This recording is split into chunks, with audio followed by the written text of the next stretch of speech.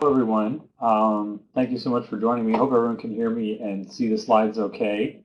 I'm showing 12 o'clock, so maybe I will go ahead and get started. Thank you, first of all, to the organizers for the invite. My name is Corey Suski. I'm a faculty member at the University of Illinois, and I'm in Champaign, Illinois. And I'm excited and happy to be with you today, speaking to you about some of the research that we've done developing new barriers to stop the movement of invasive Asian carp. So hopefully I'll get going on this, and I'll try and leave some time towards the end for some questions. Hopefully we have enough time there for people to chip in if you have anything you want to sort of ask me. So the sort of broad overall framework for this talk and for the study as a whole revolves around aquatic invasive species. So aquatic invasive species are organisms that don't actually belong in a particular area, but are transported to a new area, either intentionally or unintentionally. This is a very, very common problem around the world. This happens due to a number of different reasons, again, either intentional or unintentional. A lot of this is fueled by global trade and global commerce, so our ability to sort of move around the globe, and whether it be by ship or by plane or by boat or what have you, is actually has improved a lot over the past few decades. And so the world has become a much smaller place. And so as a result, we have either intentional movement of organisms or unintentional, so I guess sort of hitchhikers that we would have that would sort of tag along on the ship like I'm showing on the slide there, or similar. So we have our ability to move animals around the world intentionally or unintentionally has improved a lot in the last few decades. And unfortunately, when you think about aquatic invasive species or you look at some of the research on aquatic invasive species, the reality is that removing a species from an area after it's become established there is difficult, if not impossible. So once an aquatic invasive species arrives someplace where it doesn't belong, it's basically there for good. And so as a result, preventing those species from arriving someplace in the future is a much better strategy relative to trying to get rid of those species after it sort of arrives. So prevention is the key then. If you look simply at the Great Lakes ecosystems, what we see is that the Great Lakes in North America have received a frightening number of aquatic invasive species over the years. This is a study that came out a few years ago, but it kind of illustrates that really nicely. It shows the cumulative number of invaders that have arrived in the Great Lakes over the past sort of 100 plus years. And what you see is that going back to the year 1840, there's been almost 200 invasive species that have shown up in the Great Lakes area. So this equates to a new species of a new invasive species showing up in the Great Lakes basically every 28 weeks. So the Great Lakes are kind of a hotbed for some aquatic invasive species. I just got a comment that the sound went bad. Can people still hear me?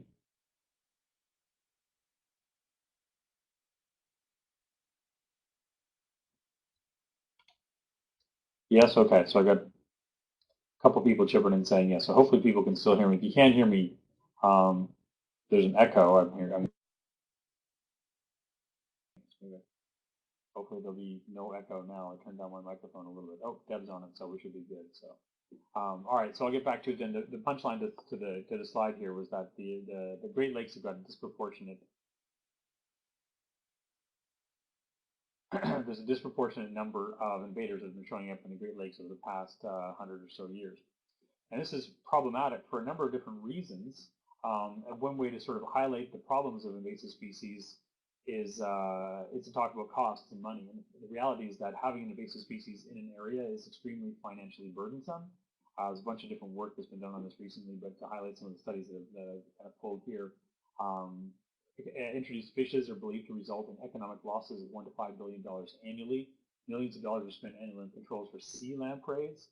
88 species of introduced mollusks result in $1.7 billion annually in control costs. So having these invasive species in an area, people spend a lot of money to try and get rid of them after they've shown up. So again, just to reiterate the point that preventing those invasive species from arriving is a much better strategy than trying to remove them after arrival. Once things show up, it's almost impossible to get rid of them.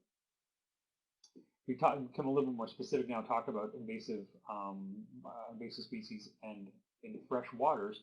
What we see is that fresh waters are particularly susceptible to invasion of invasive species. Freshwater ecosystems may be among the most threatened ecosystems in the world, and the rate of biodiversity loss from freshwater is greater than that of marine or terrestrial environments. So the figure that I have on the right there shows biodiversity loss over years.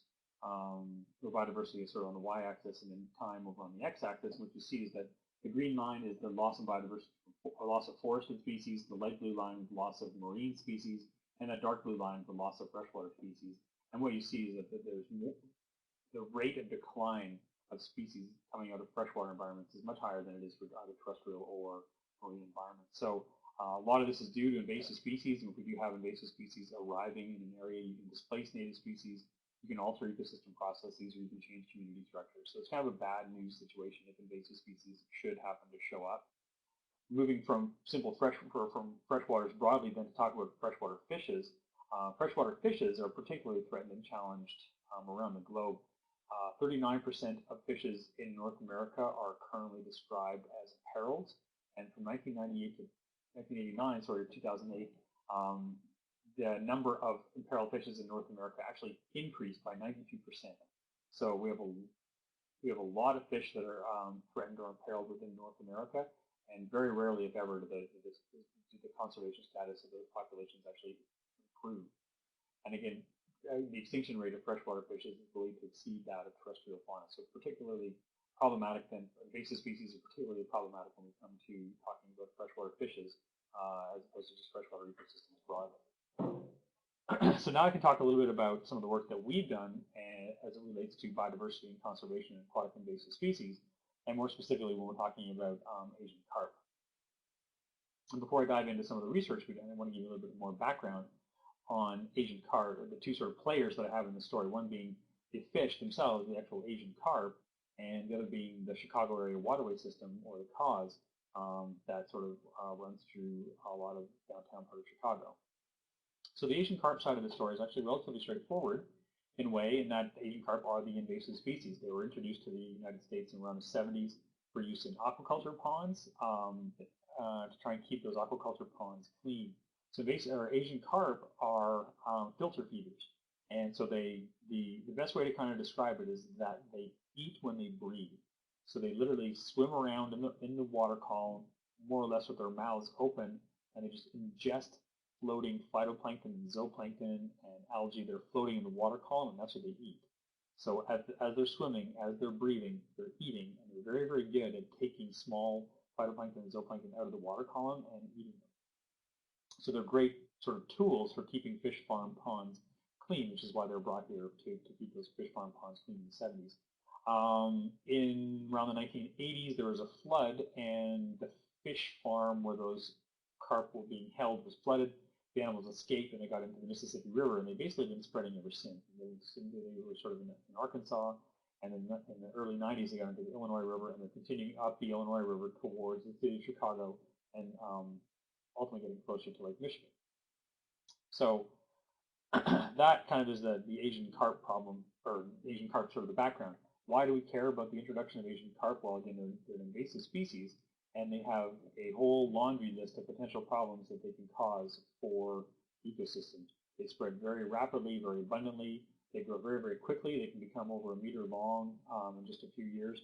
They're highly fecund, anywhere from 265,000 to 2 million eggs per fish, and they'll have multiple spawning bouts per year.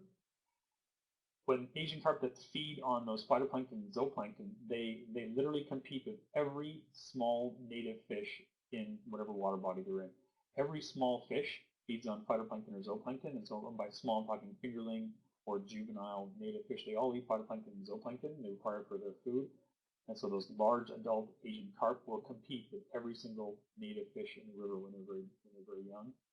The part that becomes really tangible for people is when you start talking about the fact that the Asian carp, they can jump out of the water, as people may or may not have seen in the videos. I've got a couple of pictures on the slide here, but if you're really interested in this, just go into Google and just type Asian carp, jumping carp, something like that, and you'll see the videos of literally hundreds or thousands of fish in the air at one time, so which can be particularly problematic because now we can impact people's boating, people's ability to enjoy the river and those kinds of things. So there's a number of reasons why we don't want Asian carp in our water body. The second part of the story then is to talk about the Chicago area waterway, or the CAWS.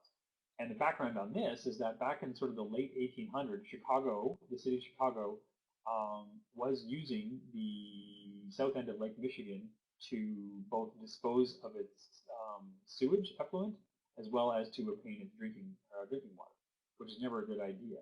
And because now you're more or less drinking your own sewage water, which is not good.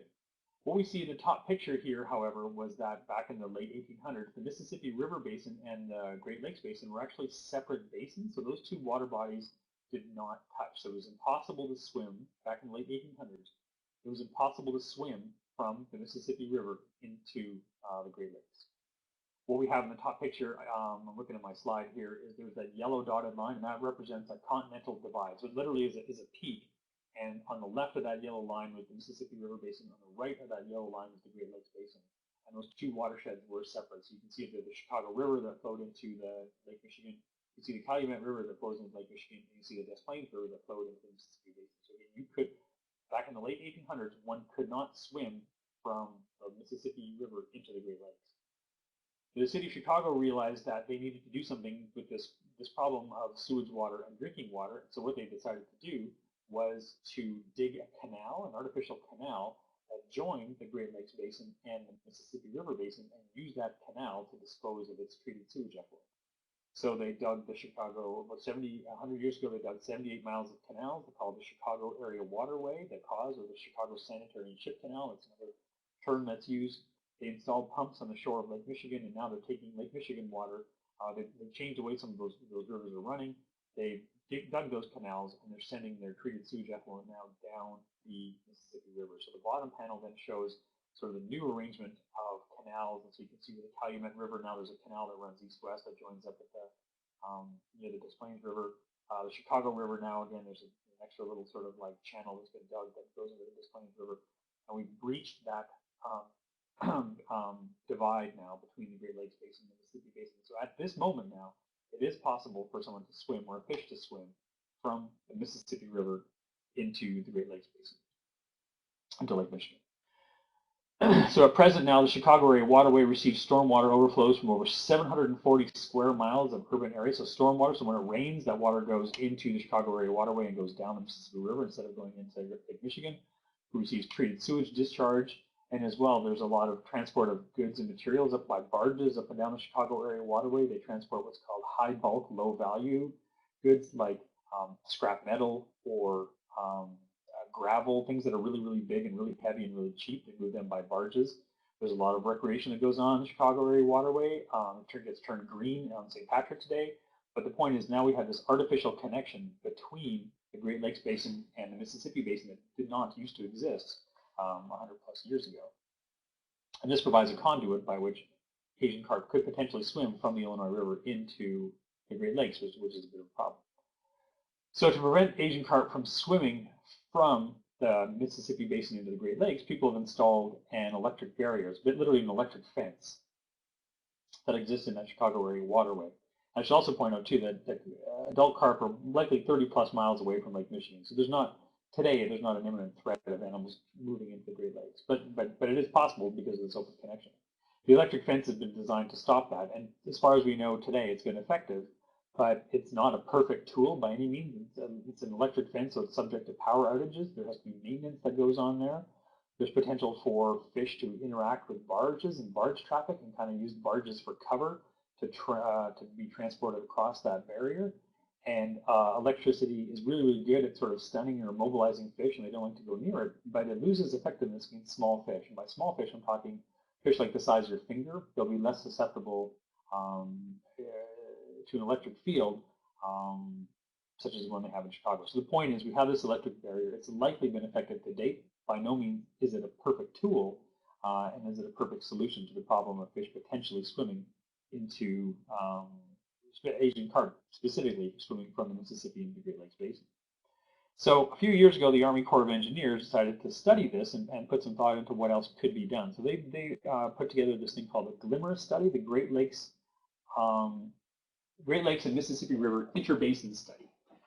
And so GLIMMERS was a document. You can go just type GLIMMERS into Google. You can download all 400 pages of it or whatever it is. And it's a document that sort of outlines a range of options and technologies to prevent the transfer of aquatic nuisance species between the Great Lakes and the Mississippi River. In other words, there's bad things in the Mississippi River, such as Asian carp, that we don't want in the Great Lakes, but there's also bad things in the Great Lakes that we don't want in the Mississippi River. There's things like there's ruff, which is an invasive fish, there's spiny water flea, which is a little invertebrate. So we don't want it, and they all can move back and forth through that Chicago area waterway. So the Glimmer study basically said, what are our options here? What could we do to stop the movement of aquatic nuisance species between these two basins? And they just laid out the options. The primary focus was on the Chicago area waterway in Chicago, and the range of options that they came up with in the Glimmer's report were everything from doing nothing to extend what they're calling physical separation, so literally building a barrier in that Chicago area waterway to reestablish the divide between the Mississippi Basin and the Great Lakes Basin. I pulled some of the data from that report, and again, you can go download this. This is just one of 16 or 18 different options. I can't remember how many they had. But this, again, the point of showing you this is they're going to put new barriers in. They're going to put with this option, they put new barriers. They're going to put new water treatment plants, because you have to deal with all the sewage that's leaving the city. You have to deal with all these kinds of things. You have to put in walls and barriers. The point is, this is option number 5 of 12 or 13, and this option number 5 is going to cost over $18 billion and take about 2 decades to build.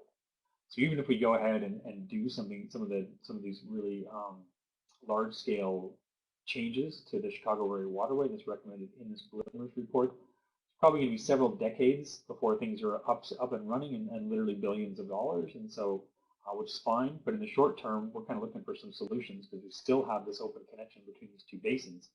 And we still have this barrier, this electric fence that is probably working, but it's not really perfect. So now we can start talking a little bit about some of the work that we've been doing in my group here at the University of Illinois, and that is developing a new barrier to stop the movement of fish between these two basins. And if you think broadly about fish barriers, things that stop fish from moving, well, there's 2 different kinds of barriers. There's what's called a pull or an attractor barrier that brings a fish into an area, or there's a push or a distractor barrier that kicks fish out of an area. So pull attractor is a pheromone. So something that smells in the water that the fish really get interested in, and so they want to swim over and check it out. Or they have a push barrier, something that startles them, like a strobe light or a loud noise or a bang that scares them and makes them want to swim away. So those are 2 different kinds of fish barriers that can be deployed. The reality is that whatever barrier you're using, whether it be a pull or a push, none of them are going to be 100% effective. Fish are always going to kind of squeak through or squeak by. And that's true of the electric barrier that's in place right now. And so by developing new barrier technologies, we can hopefully add something to the water that's going to deter fish from moving, add some redundancy and safety to the existing barrier, supplement that existing barrier, and ideally have something that's going to target small fish. So one of the things that we sort of have struck on, and I'm going to talk about a little bit more today, is using carbon dioxide gas. So the same, essentially, theoretically, the same process that causes carbonated soft drinks. Soda, literally putting CO2, not quite that much, but that's just literally putting gas into liquid. We're using carbon dioxide. It's a naturally occurring compound, so every time we breathe out, every time you exhale, you're producing carbon dioxide. When you add carbon dioxide to water, it forms carbonic acid, which is a weak acid. Fish have the ability to sense CO2 in the water, and fish have the ability to sense CO2 with their gills, and so it's a naturally occurring compound that we can add to water relatively easily. So the research that I'm going to talk about today, and some of the work that my group has been doing, is to define the efficacy of carbon dioxide gas to act as a non-physical deterrent to influence fish movement. What can we do?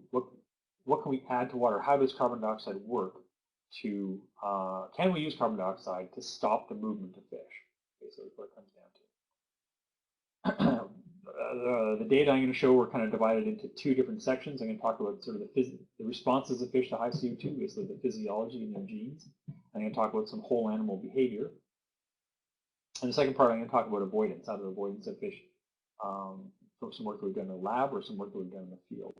And I'm going to end by talking about some of the future and ongoing work that we have that is either ongoing now, currently, or hopefully a bunch of work that we're hoping to start sort of next year. So the first thing I want to talk about then was the physiological responses of fish to carbon dioxide. How do fish respond following exposure to elevated carbon dioxide? So the goal of the study is to quantify the impacts of CO2 exposure on both larvae and juveniles. We chose larvae and juveniles for a number of reasons here, but a big one being, as I mentioned before,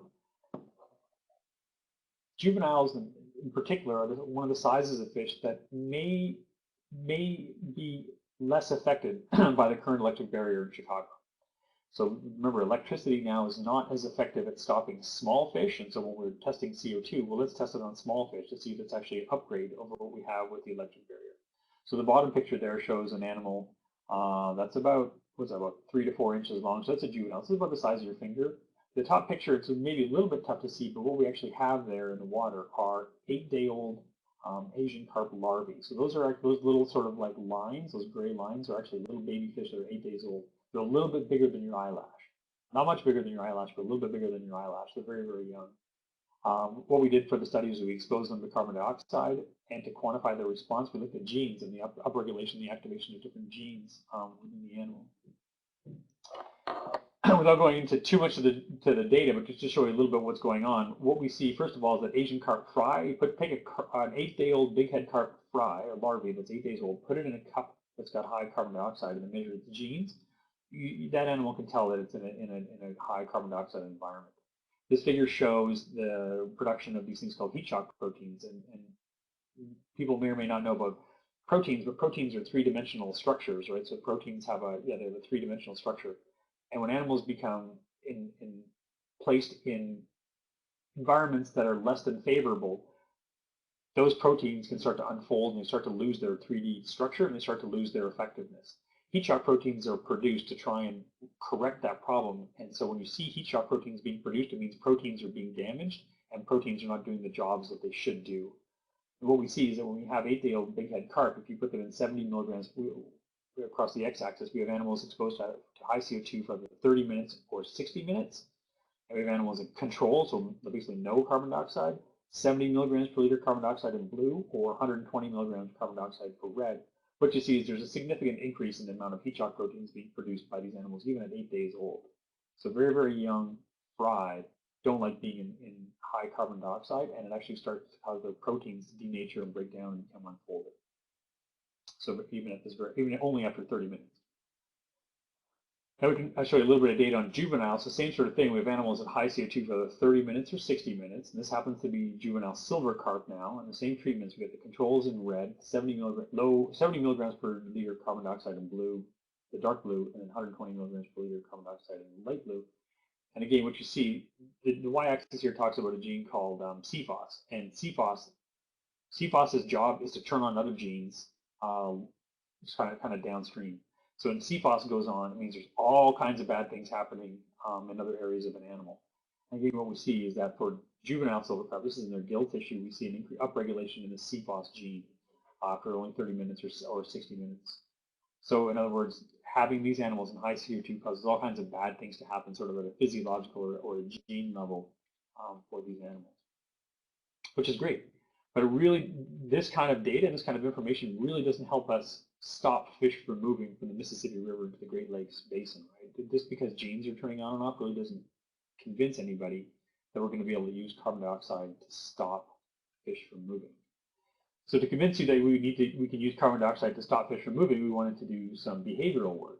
And so what we're looking to do is look at the effects of extended carbon dioxide exposure on fish behavior.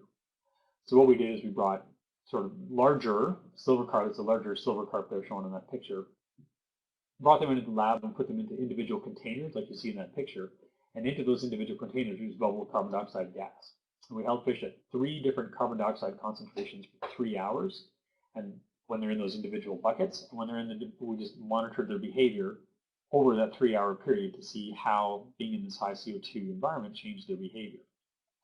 One of the first things we looked at was what we're calling irregular behaviors, and so this is the y-axis for showing irregular behaviors. And irregular behaviors are things like if the animal's twitching, if it's breathing at the surface and kind of gasping, if it's starting to kind of shake and quiver, basically showing that it's really not happy in that environment. And so what we have here across the x-axis in control animals and no CO2, we have animals in 30 milligrams per liter CO2 and then at 70 milligrams per liter CO2. The y-axis is the proportion of animals in each of those treatments that are showing those irregular behaviors. And we're looking at silver carp in red and bighead carp in blue, and then we're using some native fish here, largemouth bass and bluegill, to see how high CO2 would impact native species. What you see is that in control situations, we have low proportion of animals exhibiting irregular behaviors. 30 milligrams per liter, we normally don't see an increase in irregular behaviors, but put animals in high concentrations of CO2, up to 70 milligrams per liter, and almost 100% of the animals start showing irregular behaviors. They start twitching. They're kind of breathing at the surface. They're trying to jump out of their buckets. They're really not happy being in that high CO2 environment. The other thing we looked at then was ventilation rate. So this literally is how quickly is the animal breathing. So ventilations per minute. So how fast are its gills going? How fast is its percula going? And so what we have, this is the data just for silver carp. And so we had these animals in a bucket, and we're just standing over them, counting their breathing rate, basically. We have a 3-hour period there. So we looked at animals every half hour. We have control situation in the dark blue. We have 30 milligrams per liter CO2 in the light blue, and then we have 70 milligrams per liter in red. And if we just look at the control, for example, first, the dark blue, what you see is that there's no change in ventilation rates of those silver carp over that 3-hour period in control situations. So in other words, putting a silver carp in a bucket and leaving it there with no CO2 does not change the rate at which it's breathing. Take another group of animals then at 30 milligrams per liter in the light blue, and you have, again, you see that at 30 milligrams per liter, there's no change in the ventilation rates of those animals over a 3-hour period. We go up to 70 milligrams per liter now, we see that, which is the red bars, we see the red bars disappear. And the reason those red bars disappear is because those animals, quite literally, they passed out. They lost equilibrium, they rolled onto their backs, and they literally were passed out. Carbon dioxide and high carbon dioxide is a fish anesthetic. It's a very, very powerful compound. Fish react very strongly to it, and with a high enough concentration, the animals literally lose equilibrium and pass out. The fish were fine. If you scoop them out of the high carbon dioxide environment, put them in a different bucket, they recover, and they're fine within a few moments. But the point is, high carbon dioxide, animals don't like being in high carbon dioxide. It causes a very, very strong response. So to wrap up this part of the data, then we see Asian carp respond negatively to exposure to elevated carbon dioxide. Both larvae and fingerling fishes activated their stress response after CO2 exposure. We're looking at some of the genes there. And extended exposure to CO2 will result in irregular behaviors and equilibrium loss. Carbon dioxide is an anesthetic. Fish don't like being in high carbon dioxide. They're not happy. Which is great, which is a really good thing to find. But again, these kinds of data are not going to convince you that we can use carbon dioxide to keep fish from swimming from the Mississippi Basin into the Great Lakes Basin. To actually show you some convincing data on that topic, we need to do some work with avoidance. So will fish avoid high CO2? We know that they don't like it. We know they kind of pass out and they get kind of grumpy, but do they avoid it? And to start looking at the question of avoidance, we used a tool that I'm showing here in this slide called a shuttle box. And what a shuttle box is it's two separate tanks that are joined by a narrow neck. So the top is sort of an overhead view, and the bottom is a view of the picture of the shuttle box in the lab. And fish can swim freely between those two tanks through that sort of narrow opening. And we, as the researchers, can control the water quality independently on either side of that box. So what's showing in that what is showing in this particular slide is that we have a yellow side and a pink side. And the yellow and the pink water aren't really bleeding together. The point being that, we have a yellow, I think we can control those. The two don't really mix, and the animals can swim freely between those two sides. So to collect the data on this, what we actually did was take the bottom picture, fill the tank with water, put a fish in there, and whatever side the fish is in, and if we take the top picture as an example, say on the yellow side, on the yellow side, we start slowly adding carbon dioxide to the water until it gets to a point where it's elevated. Eventually, the fish becomes unhappy and swims to the other side of the shuttle box. When the fish leaves, we take the carbon dioxide out of the first side, and we start adding it to the second side. And the fish gets unhappy, and it leaves and goes back to the first side. So what we can do is we can chase the fish back and forth across the different sides of the shuttle box. And every time the fish leaves, just write down the concentration of CO2 when it actually left. And when you get multiple individuals of multiple species and multiple measurements, you can get an idea of what the animals don't like and concentrations that will cause them to leave. And so the data looks something like this. So the y-axis here is portion of the amount of carbon dioxide in the water, and then the amount of carbon dioxide that caused fish to leave or to swim away from one side of that shuttle box. And then we're showing data for largemouth bass, bluegill, and silver carp. We don't have bighead carp for this study, but the point is, if you get water up to around say 100, 120 milligrams per liter of carbon dioxide, fish will choose to swim away from it. It doesn't matter if you're a largemouth bass, a bluegill, or a carp; they don't like it, and they will choose to leave it, which is good news if we're trying to stop fish from swimming into the Great Lakes Basin. But those were adults. We repeated this a little bit later on with juvenile fishes, so now going down to 2 to 4 inch fish, about the size of your finger. We have bluegill, largemouth bass, silver carp, and bighead carp, and very, very similar results. High carbon dioxide will cause these juvenile fish to simply swim away. So again, no difference across species. So bluegill respond the same as largemouth bass, respond the same as silver carp and to bighead carp. So we have actually a really good evidence here. Starting now to build some better evidence that areas of high CO2 might keep fish from swimming into the Great Lakes Basin. But the reality is, this is a small scale. This is in the lab. This is very, very controlled environment. And we wanted to do some work at a bigger scale outside of the lab.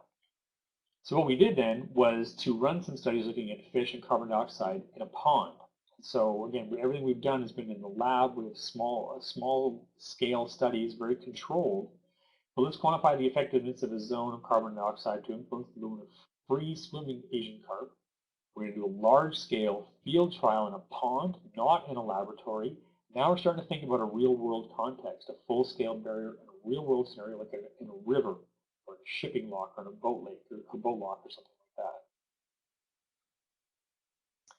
So to do this, we ran a study with some colleagues that have access to some of these ponds. We have a half-acre pond. There's 5.6 million liters of water. I have some pictures coming up in a second.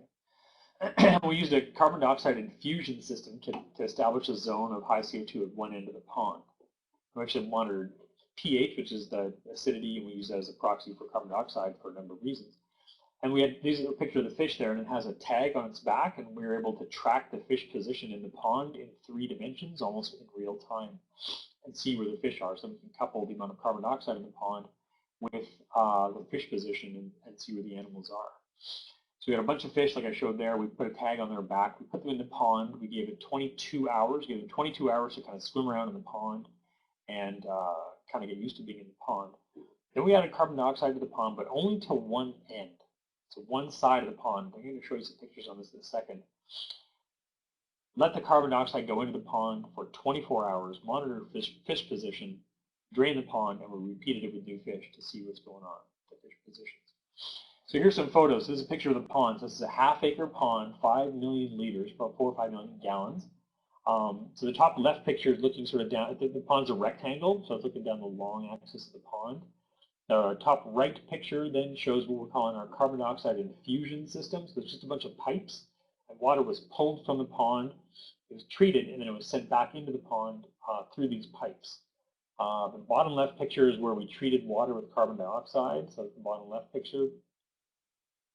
And the bottom right picture shows CO2-rich water. So again, water is pulled from the pond, treated, and went back into the pond through those pipes. So we were able to cause CO2 to go into one area only.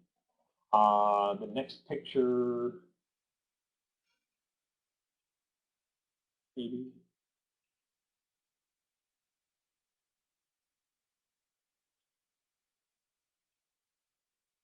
All right, there we go. So there's the pond. Got some technical difficulties there. Showing the pond again, the top left. Top right is we start to fill the water in the pond, and then the bottom sort of long picture is the pond when it's full. So there's the size of the pond with that CO2 infusion system. We added the fish to that. Data for the study looks something like this. That rectangle here is it's an aerial view of the pond looking down on the pond, and the rectangle is the perimeter of the pond. So that's the footprint of the pond. So within the pond, those black dots, that's the CO2 infusion zone. So those are the pipes that are putting CO2 into the pond. And then the colored blob is what's called a heat map, and it shows the density of fish. And this is a 1 hour block of time So we took all the fish positions over a 1 hour period, sort of before CO2 went in, and we just plotted out where we find them. And you can see on the right there sort of the scale. So where it's purple, that's a really high fish density. And then as it transitions to green, that's a lower fish density. And where it's red, that's the lowest fish density. So what you see is that 11 hours before we turn the CO2, 11 hours before we turn the CO2 on, we see that fish really like being down kind of at the bottom end of the pond near the CO2 pipes. And sometimes they like being up at the top too. But the point is that's where fish are in the pond before we turn on the CO2. Then we turn on the CO2 and let it run for 11 hours, and we see that's the distribution of the fish. So now fish have moved away from the CO2 infusion area, and they like to kind of concentrate in the middle of the pond now. So the point is we've effectively removed the fish from the bottom area of the pond. We removed them from their preferred area, and we've got them sitting in that middle area. And then 20 hours after we turn on the CO2 spread throughout the whole pond, and the fish really didn't know where to go, and so they kind of did something like that. But the point is now, this study hopefully will show you that we were able to use carbon dioxide to kick animals out of an area and cause them to leave sort of their preferred habitat. So to talk a little bit now, just to wrap up the section that I have talked about on avoidance, we see that CO2 has potential to act as a non-physical kind of push type barrier. Free-swimming fish will avoid areas of elevated carbon dioxide once we reach a target threshold, and we've done that at 2 different scales now. We have that shuttle box study in the lab and the scale study in the pond. Also, the CO2 does not appear to be species specific, so the largemouth bass, silver carp, bluegill, doesn't matter. They all seem to respond the same, and does not appear to be size specific. So it doesn't matter if you're a larval carp, fingerling, and adult, they all don't like being in high CO2, and there's no difference across sizes of animals, which is great. So now hopefully I've kind of convinced you that we can potentially use carbon dioxide to deter Asian carp from moving from the Mississippi into the Great Lakes, hopefully preventing their spread and kind of protecting some of the Great Lake ecosystem. But the reality is that there's a lot of kind of baggage that would go along with that, and I see there's been some questions that have come up as I've been speaking, and I'll kind of trying to address those at the end. And actually, some of those will be addressed here in the next study, or the next section. We're going to talk about potential problems as well as current and future work. The reality is that even though I'm sort of talking about how great CO2 is to stop the movement of invasive fishes, it's not a silver bullet. It's not the complete answer to this problem. There's a lot of there's some potential challenges that I'm going to talk about later on, and a lot of questions that people have, including the ones that have come up in the comment section here. Some of the questions that we had as we sort of developed some of these data are like something called acclimation. Sort of, can fish get used to carbon dioxide? If it's just always around them, will they care? Eventually, over time, they might just not really even care. It might just swim through it. What about environmental pollution? This thing called climate change and global warming that's caused by carbon dioxide emissions, and so how does this strategy to stop carp influence things like climate change and greenhouse gas? We're actually going to reduce the pH in the waterways by forming carbonic acid, so what's that going to do? One of the questions that came up is impacts to non-target organisms. The question that came up was how will it affect other aquatic life, and that's exactly what we're interested in. The term we'll use is called non-target organisms, whether that be native fishes and the things that people, things that get overlooked, things like mussels, sort of clams. How do they care? And how the heck are you going to do this? What's it going to cost? How are you going to make this work? Is this going to be permanent? Are there enough funds to support this? All that kind of stuff. So all great questions, and that's where the research is now. And so that's what I'm going to hopefully talk about here for the last sort of 10 minutes. So we can go and talk about this thing called acclimation. So in other words, do fish just get used to high CO2, right? So you think about things like noise, depending on where people live, like in different cities and stuff, you might not even hear, like if a train goes by, you don't even hear it anymore, right? Or if there's sort of, at night, if there's, when you're sleeping, if there's noises like cars on the road or something, you don't even hear it. You just become acclimated to it, so you get used to it. Does that happen with fish too? So we wanted to collect some data to test that. So what we're using largemouth bass here as a surrogate for some of the invasive carp. We collected fish, brought them into our lab, and we gave them all individual marks so we could identify them to individuals, basically like names, like they're numbers, but we know individuals. We put them in this shuttle box, and we ran a bunch of tests on them, and we wrote down when each individual fish would swim away from carbon dioxide. So we knew to the individual the level of carbon dioxide that made them swim away. We then put them back in their tank, like you see in that top picture. We bubbled carbon dioxide in there, and we left them in that high carbon dioxide environment for 8 weeks, for 2 months, at super high carbon dioxide. We pulled them out of the tank, and we reran the shuttle box testing on all of those individuals to see if 8 weeks exposure to high CO2 would impact their ability, or the point at which they swam away from CO2. So the y-axis again here is the concentration of CO2 that made fish swim away. We have animals control, so the animals that prior to high CO2 exposure, and on the right is following 2 months of holding a high CO2. What you see in the data is there's no difference in the concentration that made fish swim away. So whether before CO2 exposure or after CO2 exposure, they swam away at almost the exact same concentration. The point being, there is no impact. So fish don't really seem to get used to high carbon dioxide. So even if we do deploy this, have fish in an environment where they're exposed to it regularly, if we do like a long-term deployment, it does not look like there's a decrease in the effectiveness or the efficiency of carbon dioxide over extended periods. The aspect of environmental pollution and environmental consequences is one that's really, really good, but obviously something that we're very concerned about and aware of, and something we really want to make sure that we're not making things worse, basically. What you see from a low pH standpoint, from a purely regulatory standpoint, the state of Illinois does not like it when the pH of their water falls below 6.5. So if you remember, low pH means things are becoming more acidic. Water starts at a pH of about 7 or 8, which is basic. And then as you add CO2, you form carbonic acid. So there's an acid, so the water pH is going to drop. And the state of Illinois, and it's going to vary from state to state and those kinds of things, but they get a little bit unhappy when the pH falls below 6.5. When we're looking at fish barriers and the CO2 barrier, the pH is going to be approximately 6.8, so it's higher. So it's not really a big regulatory problem from an EPA perspective, at least from what we've been told so far. Carbonic acid is a weak acid, and fish respond very, very strongly to low amounts of carbon dioxide.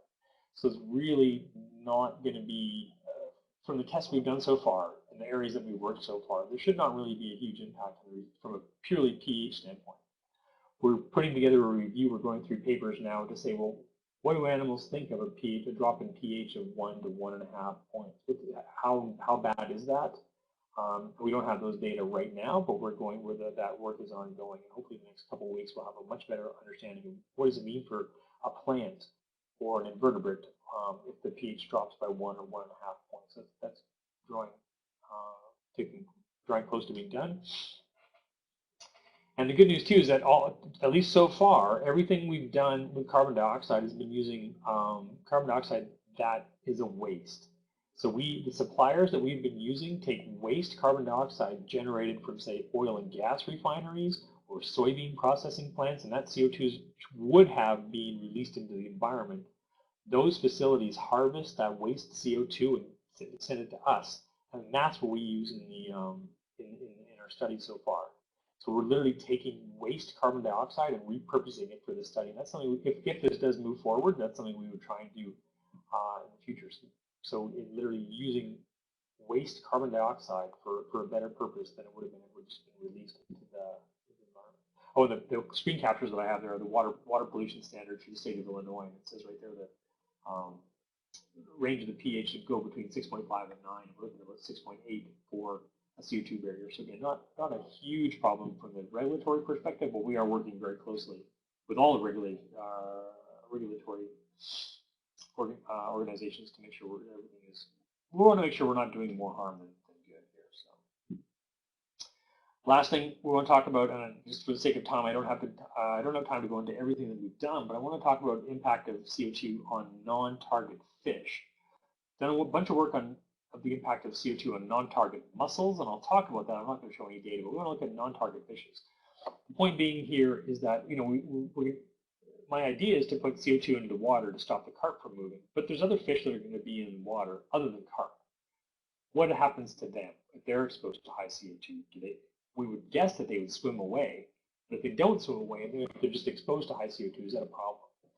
And the reality is there's a lot of work that's been done with climate change in the oceans, showing, and what's predicted to happen is that CO2 in the oceans is predicted to go up with climate change. So as we release more CO2 into the atmosphere through climate change and burning of fossil fuels, the oceans are a sink for CO2. So that CO2 is ultimately going to end up, a portion of it is going to ultimately end up in the water in the ocean. And so it's a big problem for fish. And so people have been looking at this for a long, long time with fish. And what you've seen is that fish that are exposed to high CO2 have negative impacts for their olfaction, so their ability to smell and smell predators, to smell conspecifics, to smell their friends and find mates, can impair predator avoidance. They basically kind of start to mess up their high CO2 can start to mess up fish brains, as I've shown, but then they don't avoid predators. They turn into lunch a lot sooner than they should or would. And maybe that's been done in the ocean. Many freshwater fish have similar mechanisms, so we wanted to see how does CO2 impact fish behavior. Again, we're looking at non-target organisms here to see if there's an impact. So one of the things that as shown in the ocean that we sort of replicated was this thing called alarm cues or alarm behaviors. We use this little fish called fathead minnow because they have this alarm pheromone response. And alarm pheromones are found in the skin of fish. And basically, if the fish's skin gets sort of damaged or broken, it releases a pheromone or a chemical into the water for its brothers and sisters and cousins and other fathead minnows. And the purpose of that pheromone simply says, hey, my skin got broken, something's not right, I'm hurt, I'm injured, I'm damaged, there's danger, you guys might want to swim away. So it's called an alarm pheromone. And work in the ocean has shown that CO2 exposure impairs the ability of fish to respond to alarm pheromones. So we wanted to test that here. And not all fish do this, but fathead minnows do, so we wanted to test it. They're native to the Mississippi Basin, the Great Lakes Basin, so that's something that could be impacted by high CO2 exposure. So again, we brought fish into the lab, fathead minnows. We held them at 3 different carbon dioxide concentrations for someplace between 4 and 11 days. We had an ambient, a low, and a high concentration. We assessed the responses to the alarm pheromones or the skin extracts, and then after we tested them, we left them for 11 days to recover, and we retested them again. So what we're going to be able to do is say, first of all, does CO2 exposure impact the ability of these animals to respond to alarm pheromones? And then if we put them back to CO2 or if they swim away, do those differences persist? So for the testing, then what we had was this thing called a choice tank. And what we see here is in area D is we have our little fish. A and B are what's called header tanks, and those header tanks hold water. Water flows by gravity from A and B down some pipes through section D or through section C, sorry, and goes into section D where the fish is, and then it flows out the back. And so what we can do is just put alarm pheromone in those header tanks and just allow fish to be exposed to the alarm pheromones. We put the fish into this choice tank, took a 10-minute video before we gave them any pheromones, allowed them to be exposed to the pheromones, took another video, and then turned off the pheromone and gave them fresh water again, and took another 10-minute video. So the point is we could see how animals are doing before and after being exposed to those alarm pheromones. And we analyzed a number of their behaviors. We analyzed darts and freezes, and how quickly they're swimming, and how fast they're swimming, and basically how they're responding to these alarm pheromones. And what you see, first of all, is that if we just have animals, this is darts, so these are animals that are kind of twitching and saying, oh, something's not right, what's going on, I don't like this. If we have animals, the green is before being exposed to the alarm pheromones, and then the blue is after being exposed to alarm pheromones. What you see in fish that have not seen CO2, what you see is that if you give an animal that alarm pheromone, it increases the number of darts. So it says, I don't like this, something's not right, I don't like this. So this is what we want it to have happening, and they start darting around their tank. If you expose them to either low or high carbon dioxide, that response goes away. They no longer respond to that alarm pheromone. And so having them exposed to CO2 takes away that behavior, potentially making them at risk. They can't respond to their alarm pheromones. The good news is, though, they show signs of recovery. So we put them back in fresh water for 11 hours, and what we see here is the recovery. And for the high CO2 exposure, remember that there's no difference between before and after skin extracts in terms of the number of darts. But then we allow them to recover, they start darting again when we give them the alarm pheromone. So we do see that those behaviors recover, which is kind of a good thing because we want them to be darting. The last thing we want to talk about then was sort of moving forward in some of the logistics and how the heck are we going to do this? And the reality is that we don't really we're in the process now of defining how the heck we would actually do this. There's a number of different things we've talked about doing. One option is to deploy carbon dioxide actually at a shipping lock, which is a choke point. So the animals all have to swim through a shipping lock. And so we could do that. That's one option we've been talking about, either as a permanent or semi-permanent deployment, meaning we could do for a couple of weeks a year. We could do it 365 days a year. We can just do it for, like I said, 2 weeks when we know the animals are swimming up the river, just to stop them from moving. We can just do a short-term deployment, meaning just fish like to hide in certain areas and then move into the river to spawn at certain times of the year. So maybe we could just block access of fish to the river, so keep them locked in their hiding places so they can't go to spawn, so we can hopefully drive populations down that way. Keep fish corralled in an area to facilitate harvest. There's a lot of different strategies we've been talking about. Nothing's been set in stone yet, but hopefully in the next 6 months to a year, we can have some ideas in place. And then cost and logistics are something that we want to go over as well. And that's going to change based on water chemistry and temperature and flow rates and those kinds of things. But we're looking into it. But the good news is that from an engineering standpoint, deploying the actual amount of carbon dioxide to make this effective is relatively straightforward. So in the moment or two that I want to get to some questions afterwards too, so I just want to bring everything to a close here. Carbon dioxide has the potential, hopefully I've convinced you, that carbon dioxide has the potential to act as a non-physical push barrier to help prevent the movement and establishment of bighead carp. Fish avoid zones of elevated carbon dioxide. It's just swim away from it, relatively simple. The analogy that I'll often use in this situation is if people know that if you take milk out of your fridge that's gone bad, you unscrew the lid of your milk, you take a sniff of your milk, you know right away that milk has gone bad. You don't have to drink it, you don't have to spend a lot of time in it. You just smell it, and you know right away you don't want to drink it, and you just put it down on the counter. That's how carbon dioxide seems to work. It's not species specific, it's not size specific. You have to get a target threshold, and animals don't like it, and they just swim away from it.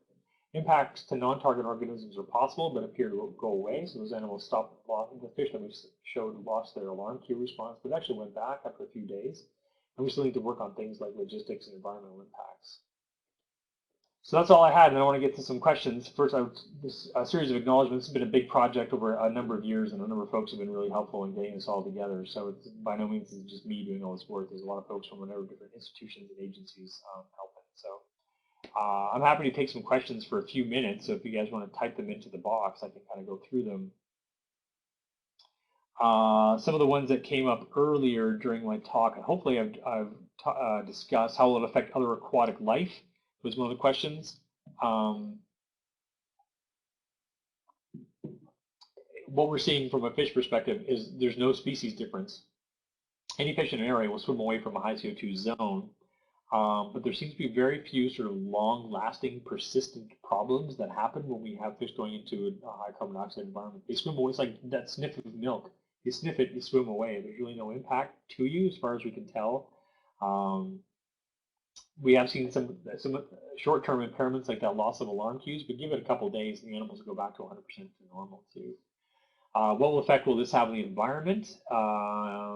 Again, we're kind of looking at that. Some of that work is ongoing. The reality is it's not a huge change in pH. It's only 1 to 1.5 changes in pH units. It's not a big change. We're going to have more data on that soon. Is it a temporary or a permanent solution? Yes, it is. It could be temporary. It could be permanent. There's a number of different ways we could do things that are kind of being hashed around right now. Is there enough funds to support this? You could always use more funding.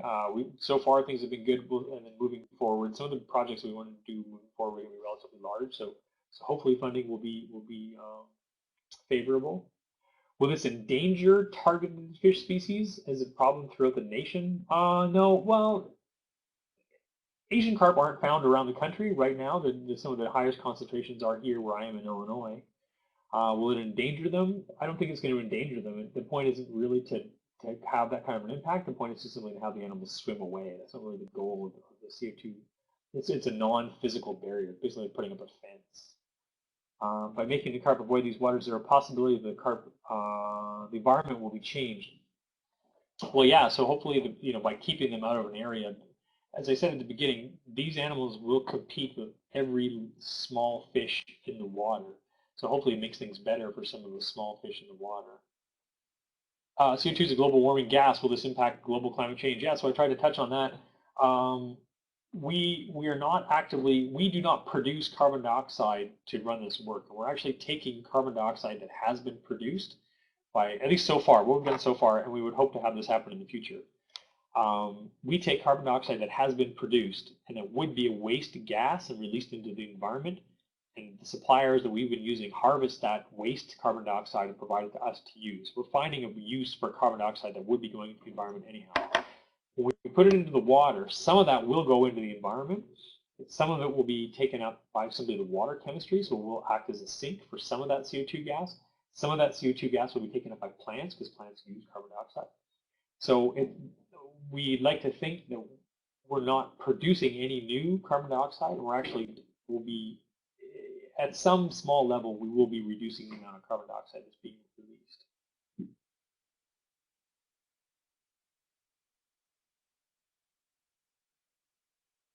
I'm happy to take more questions if people have them. And I'm assuming people have access to type into the little comment box.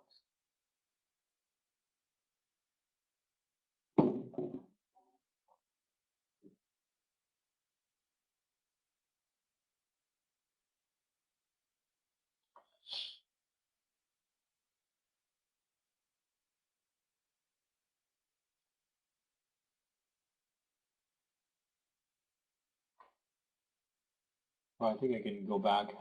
I think I covered all of them. Effect of the environment, is it permanent? Are there enough funds?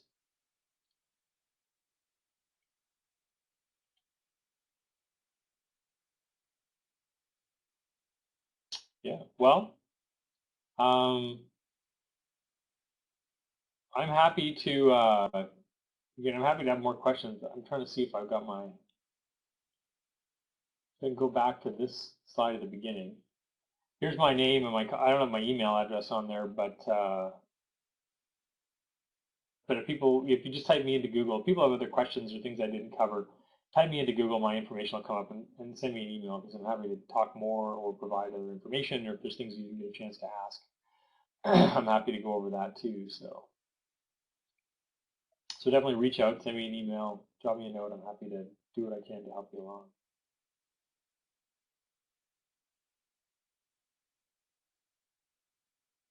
Well, if there's no other questions, maybe I'll sign out.